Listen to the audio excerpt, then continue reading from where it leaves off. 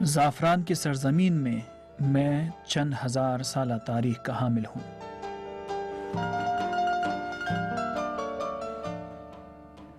سال ہر سال سے مجھے خراج یا ٹیکس کے نام پر شاہی خزانے کے حوالے کیا جاتا رہا۔ اسی لیے میں نے تقریباً تمام جگہوں پر ہی قیام کیا ہے، کسانوں کی محنتوں اور دکھ اور درد میں ڈوبے ہوئے گھروں سے لے کر بادشاہوں کے عظیم الشان محلوں تک۔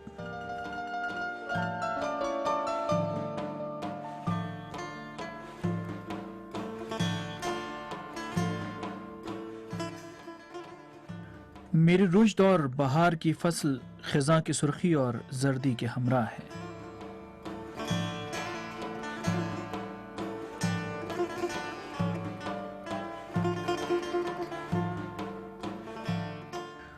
کچھ لوگ مجھے افسانوی جڑی بوٹی کا نام دیتے ہیں تو کچھ مجھے جادوئی اور کرشماتی پودا سمجھتے ہیں، اور بعض لوگ تو مجھے تمام دواؤں کا بادشاہ کہہ کر پکارتے ہیں۔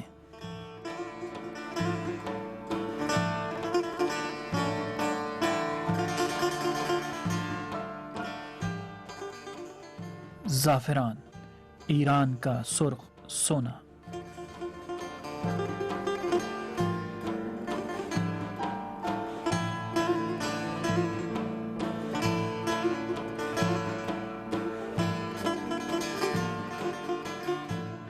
زعفران کا علمی نام کروکوس ساتھیوس ہے، جو اپنی پوری عمر میں کئی مرتبہ پھول دیتا ہے۔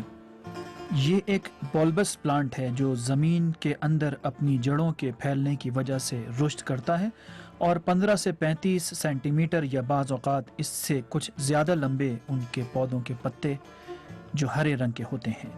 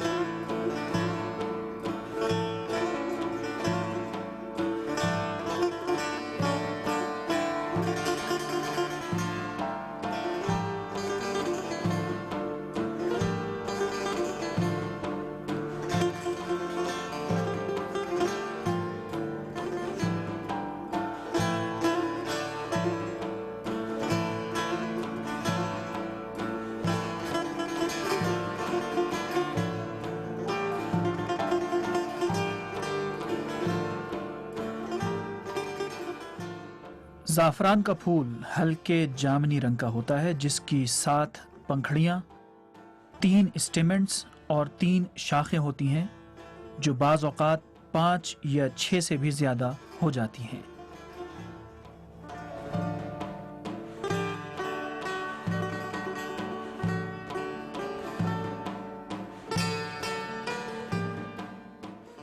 زعفران کی سب سے پہلی کاشت ایران کے قدیمی اور تاریخی ماد دور میں سرزمین ماد میں کی گئی تھی، کہ جو الوند اور زاگرس کے پہاڑوں کے درمیان میں واقع تھی، اور پھر اس کے بعد آہستہ آہستہ زعفران پورے ایران میں کاشت کی جانے لگی۔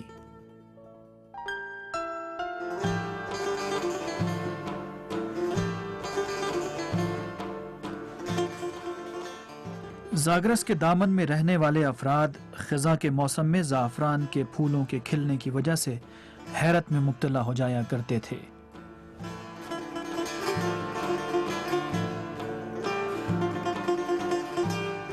تخت جمشید کے قداور پتھروں پر کندہ تحریریں اور نقش و نگار بتاتے ہیں کہ ایرانی اس دور میں زعفران کے معطر پھولوں سے کس قدر آشنا تھے۔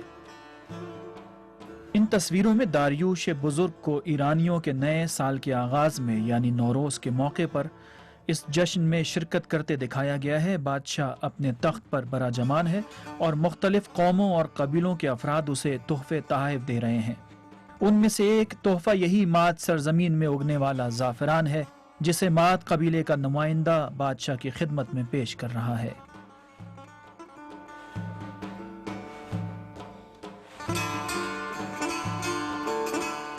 ईरानी अपनी आंखों की हिफाजत के लिए सफ़हात को ज़ाफ़रान के पानी में भिगो दिया करते थे ताकि उस कागज़ की सफ़ेदी कम हो जाए, क्योंकि सफ़ेद कागज़ पर मुसलसल देखने से इंसान की बीनाई कम हो जाती है।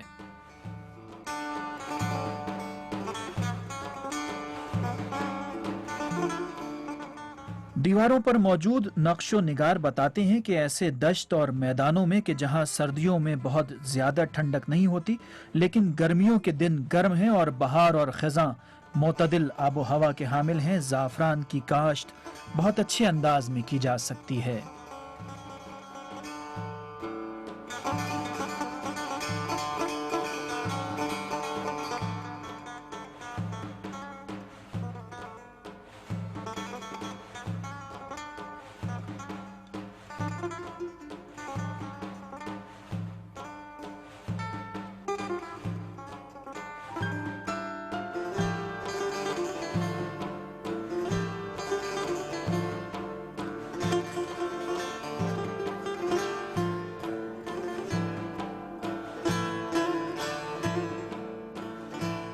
जोग्राफियाई मुताले के नतीजे में ये बात सामने आई है कि बुलंद मुकामात पर ज़ाफ़रान बहुत अच्छे अंदाज में परवरिश पाता है, इसीलिए जिन इलाकों में ज़ाफ़रान की काश की जाती है वो सतह समंदर से 1000 से लेकर 1900 मीटर तक की बुलंदी पर वाक़ हैं।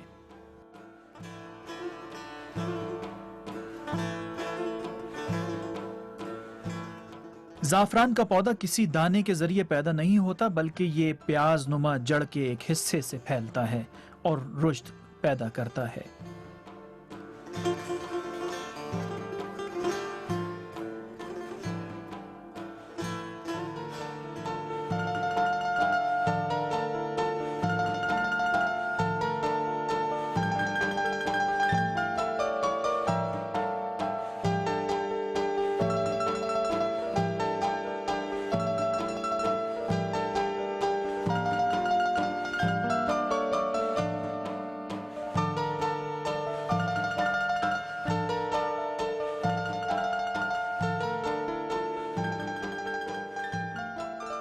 अखरोट के बराबर ज़ाफ़रान का प्याज नुमा यह हिस्सा सख्त और सफ़ेद रंग का होता है, जिसके ऊपर नारियल की तरह की छाल होती है। ये छाल उस प्याज नुमा हिस्से की हिफाजत करती है। ये प्याज नुमा हिस्से एक दूसरे के साथ मिलकर रुश्द करते हैं, नशोनुमा पाते हैं और ज़ाफ़रान की जड़ें भी इसी प्याज के बीच में से बाहर निकलती हैं।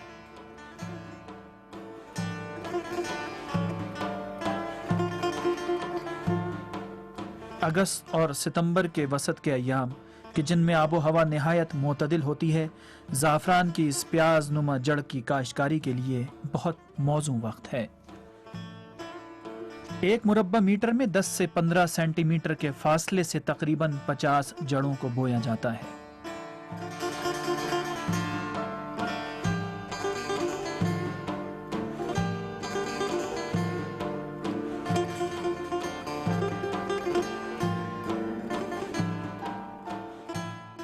इन जड़ों को साल में तकरीबन एक बार बोया जाता है। ज़ाफ़रान किसी भी ऐसी ज़मीन में परवरिश नहीं पाता कि जहां 7 साल से मुसलसल काश्तकारी की जाती रही हो।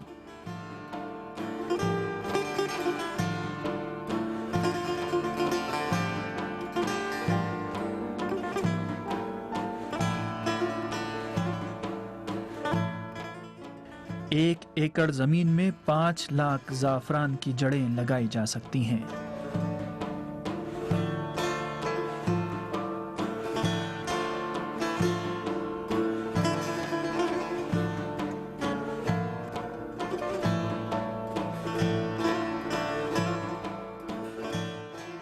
फारसी के कदीम अशार में ज़ाफ़रान की प्याज नुमा जड़ों की काश्तकारी का तरीका बयान किया गया है। उन अशार में इशारा किया गया है कि अगर मट्टी पानी से मरतूब हो तो ऐसी ज़मीन से 10 बराबर फसल भी काटी जा सकती है। ऐसी ज़मीन को सितंबर के आखिरी दिनों से अप्रैल के इब्तिदाई दिनों तक 1 या 2 बार अच्छी तरह पानी दिया जाता है। रुतूबत में तब्दीली और दिन और रात में मुनासिब दर्जा हरारत के साथ साथ बारिशों की सही मकदार भी ज़ाफ़रान के रुश्द में अहम किरदार अदा करती है।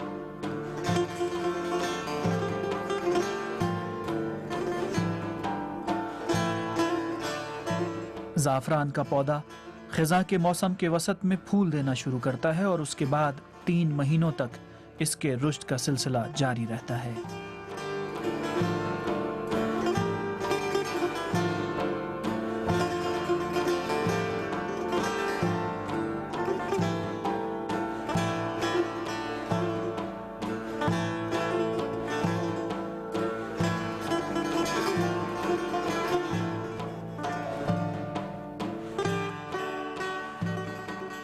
زعفران کا پودا تقریباً 15 سے 20 دن تک پھول دیتا ہے۔ مٹی کی سالانہ زرخیزی کا براہ راست تعلق اس بات سے ہے کہ اس علاقے کی آب و ہوا نے اس عمل میں کتنا کردار ادا کیا ہے۔ زعفران کے اسٹیمنٹس غنچوں میں چھپے ہوئے ہوتے ہیں اور دھوپ کی تمازت سے زعفران کی پتیاں ان اسٹیمنٹس کی حفاظت نہیں کر پاتی اور پھر وہ سوکھ کر گر جاتی ہیں۔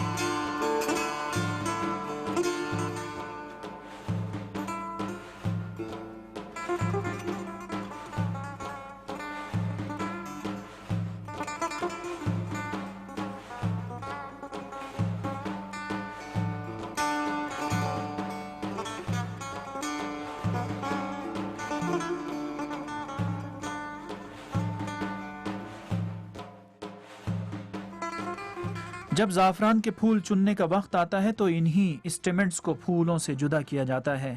کسان اس کام کو ایک ساتھ مل کر اپنے ہاتھوں سے انجام دیتے ہیں۔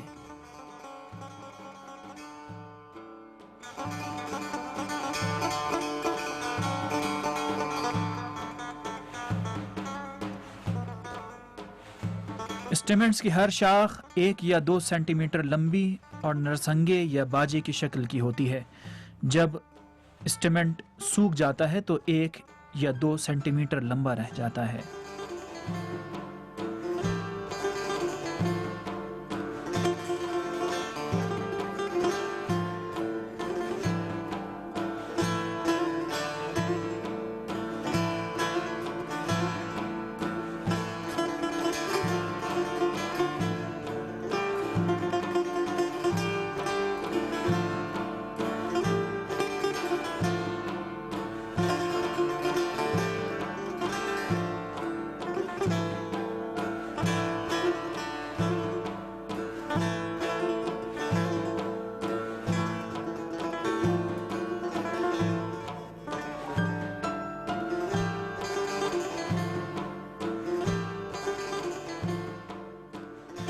زعفران جمع کرنے کا آخری مرحلہ اس کو رائج طریقے کے مطابق سکھانا ہے۔